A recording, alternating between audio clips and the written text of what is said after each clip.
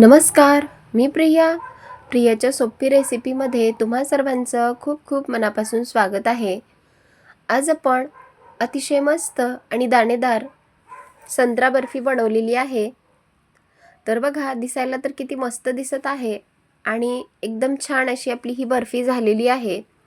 एकदम दाणेदार आणि रसरशीत आपली बर्फी तयार आहे. तर ही जी बर्फी आहे ती आज आपण संत्रा वापरून केलेली आहे. संत्रा तर आपण नेहमीच खातो, पण कधीतरी संत्र्याची बर्फी नक्की खावी. सध्या बाजारामध्ये भरपूर प्रमाणामध्ये संत्रे आलेले आहेत.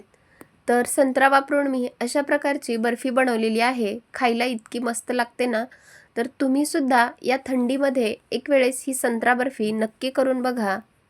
आणि रेसिपी जर आवडली असेल तर माझ्या चॅनलला प्लीज लाईक आणि सबस्क्राईब करा. सोबतच बाजूच्या घंटीवर क्लिक करा, म्हणजेच माझ्या रोजच्या रेसिपीचं नोटिफिकेशन तुमच्यापर्यंत येईल. चला तर मग रेसिपीला सुरुवात करूया. आता इथे मी एक संत्रा घेतलेला आहे. आता तुम्हाला किती चक्की बनवायची आहे किंवा बर्फी बनवायची आहे त्यानुसार तुम्ही संत्रा घेऊ शकता. इथे मी एकच संत्रा घेतलेला आहे आणि संत्रा जो आहे तो आपण एक अर्धा तास अगोदर मिठाच्या पाण्यामध्ये भिजत ठेवला होता आणि आता त्यावरची जी साल आहे ती मी काढून टाकणार आहे. आता ही जी साल आहे ती सुद्धा आपल्याला फेकून द्यायची नाही, तर त्याचा सुद्धा खूप चांगला उपयोग होतो. आता ही संत्री आपण काढून घेतली आहे. तर याच्या जे वरची जी साल आहे, जे दोरे आहेत ते आपण काढून टाकणार आहेत आणि मधला जो गर आहे तो आपल्याला घ्यायचा आहे. आणि जे मी म्हणाले होते की वरची जी साल आहे ती आपल्याला टाकून द्यायची नाही, तर त्या सालीचा उपयोग म्हणजे ती जी साल आहे ती तुम्ही उन्हामध्ये, कडक उन्हामध्ये वाळवायची आहे आणि त्याचं तुम्ही चेहऱ्याला फेस मास्क सुद्धा म्हणून वापरू शकता, कारण त्याचे सुद्धा खूप चांगले रिझल्ट आहेत. आता बघा, या संत्रीचा आपण बी अलग करून घेणार आहेत आणि जर आपल्या बर्फीमध्ये जर बी राहिलं असेल तर संत्री आपली जी बर्फी आहे ती खायला थोडीशी कडवट लागते. म्हणून बी जे आहेत ते आपण बाजूला करणार आहेत आणि मधला जो गर आहे तो आपल्याला काढून घ्यायचा आहे. आता इथे बघा, मी संत्रीचा जो गर आहे तो बाजूला करून घेणार आहे आणि बी जे आहे ते काढून टाकून देणार आहे. तर एका ह्याचा मी दाखवलेला आहे, तर तुम्ही बाकीच्या संत्रीचा सुद्धा अशाच प्रकारे आपल्याला गर काढून घ्यायचा आहे. तर इथे बघू शकता तुम्ही, आपण एका संत्रीचा अशा प्रकारे गर काढून घेतलेला आहे. आता लगेचच आपण पुढची तयारी करणार आहेत. गॅसवरती मी कढई गरम करण्यासाठी ठेवली आहे. तर कढई थोडीशी हलकीशी आपल्याला गरम असायला हवी आणि आता त्यामध्ये आपण हे जे संत्रीचं काढून घेतलं होतं तो गर यामध्ये टाकून घेणार आहेत आणि हे टाकल्याच्या नंतर आपल्याला गॅसची फ्लेम अगदी मंद ठेवायची आहे आणि अगदी मंद आचेवर ही संत्री आपल्याला परतून घ्यायची आहे. तर सारखं आपल्याला त्याला हलवत राहायचं आहे आणि चमच्याच्या मदतीने हा जो गर आहे तो थोडासा आपल्याला मॅश करून घ्यायचा आहे. तर बघा, इथे मी जो गर आहे थोडा मॅश करून घेतलेला आहे आणि आता संत्रीला आपल्या छान असं पाणी सुटलेलं आहे. हिवाळा सुरू झाला की थंडीमध्ये एक वेळेस ही बर्फी तुम्ही नक्की करून बघा. खायला खूपच मस्त लागते आणि कधी जर तुम्ही ही बर्फी खाल्ली नसेल तर या थंडीमध्ये नक्कीच ही बर्फी करून बघा. आणि आता संत्रीचा जो गर आहे तो छान असा त्याला पाणी सुटलेलं आहे. आता यामध्ये आपण साखर ॲड करणार आहेत. तर साखर जी आहे ती तुम्ही तुमच्या आवडीनुसार गोड कमी जास्त करू शकता, कारण संत्रा जो आहे तो अगोदरच आंबट, गोड आणि चटपटीत लागतो. तर इथे मी साखरेचं प्रमाण थोडंसं कमीच टाकलेलं आहे, म्हणजे बर्फी खाताना आपल्याला थोडीशी आंबट, गोड आणि चटपटीत खायला लागते. आता साखर टाकल्याच्या नंतर आपण थोडीशी जी साखर आहे ती चांगली विरघळवून घेणार आहेत, म्हणजे आपल्याला अजून एक 5 ते 7 मिनिट छान असं शिजवून घ्यायचं आहे. संत्रे घेत असताना अगदीच जास्त आपल्याला गोड सुद्धा घ्यायचा नाही, थोडासा आंबट असलेला संत्रा घ्यायचा आहे, म्हणजे बर्फीची चव जी आंबट, गोड आणि चटपटीत खायला लागते. आता बघा, साखर टाकल्याच्या नंतर अजून छान असं ते पाणी सुटलेलं आहे आणि अजून आपण ही जी संत्री आहे ती एक 5 ते 7 मिनिट शिजवून घ्यायची आहे.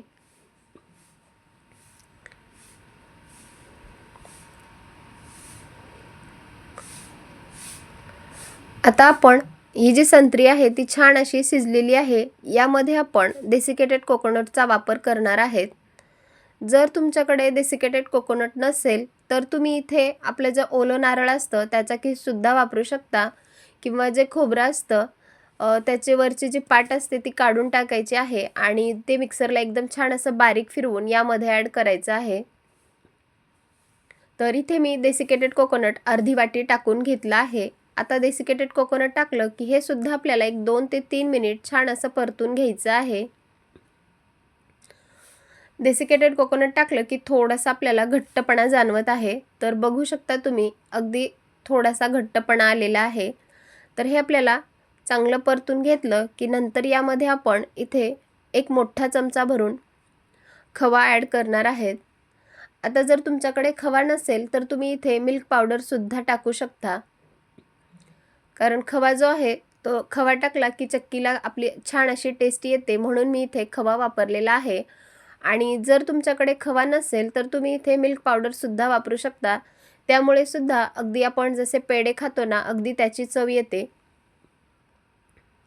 आता खवा टाकला की परत हे जे मिश्रण आहे ते थोडंसं पातळ झालेलं आहे, म्हणून आपल्याला हे घट्ट होईपर्यंत छान असं शिजवून घ्यायचं आहे.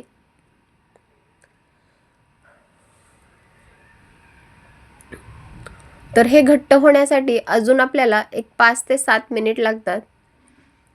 तुम्ही जर अजून माझ्या चॅनलवर नवीन असाल तर प्लीज माझ्या चॅनलला लाईक आणि सबस्क्राईब करा. आणि तुम्हाला माझ्या रेसिपी कशा वाटतात नक्की कमेंट करून सांगा. व्हिडिओ जर आवडला असेल तर जास्तीत जास्त लोकांपर्यंत शेअर करा. आता बघा इथे आपले जे मिश्रण आहे ते थोडंसं घट्ट झालेलं आहे.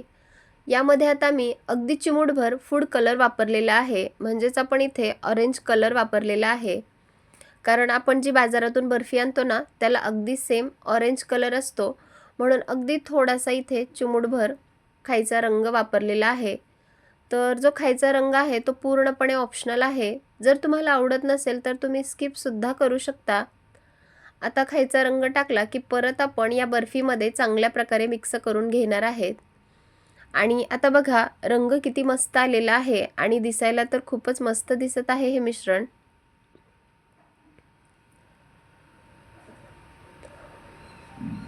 आता बघा किती छान असं घट्ट झालेलं आहे. आता गॅस बंद करून घ्यायचा आहे आणि ही जी कढई आहे ती आपल्याला खाली काढून घ्यायची आहे. आता ज्या ताटामध्ये आपण सेट करणार आहेत त्याला मी थोडंसं तूप लावून घेतलं होतं. तुम्ही हवं तर इथे जे बर्फीचा ट्रे असतो त्यामध्ये सुद्धा सेट करू शकता, किंवा घरातील एखादी कोणतं स्टीलचं प्लेट असेल त्याला थोडंसं तूप लावून घ्यायचं आहे आणि त्यामध्ये ही जी आपल्याला बर्फी आहे ती सेट करून घ्यायची आहे. आता जे मिश्रण आहे ते सर्व मिश्रण आपल्याला या प्लेटमध्ये टाकून घ्यायचं आहे. मिश्रण टाकून झालं की ते आपल्याला चांगलं पसरवून घ्यायचं आहे. आता इथे मी एकाच संत्रीपासून ही चक्की बनवलेली आहे. तुम्ही अर्धा किलोच्या प्रमाणामध्ये संत्री वापरून या संत्रीची बर्फी बनवू शकता.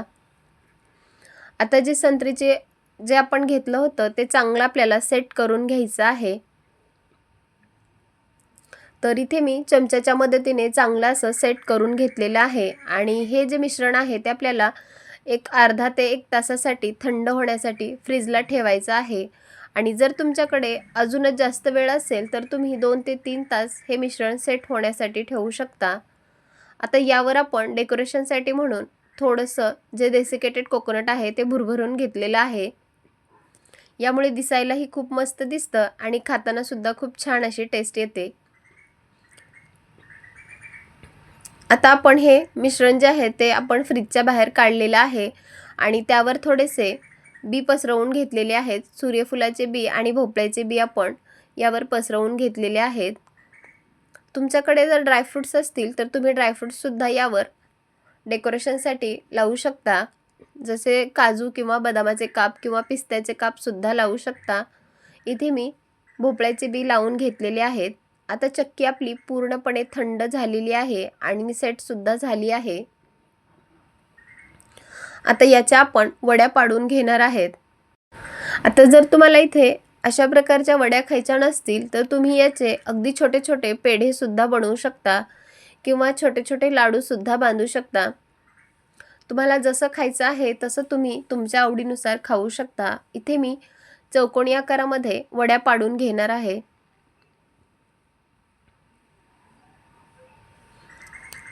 तर इथे आपल्या वड्या पाडून झालेल्या आहेत. एक वडी मी तुम्हाला काढून सुद्धा दाखवणार आहे. तर बघा, दिसायला तर खूपच मस्त दिसत आहे आणि रंग सुद्धा खूपच छान आलेला आहे. एक वडी मी तुम्हाला तोडून सुद्धा दाखवणार आहे. तर बघा, आपली वडी अगदी मस्त आणि दाणेदार सुद्धा झालेली आहे. बघून पटकन खावंसं वाटतं इतकी आपली संत्रा बर्फी तयार झालेली आहे.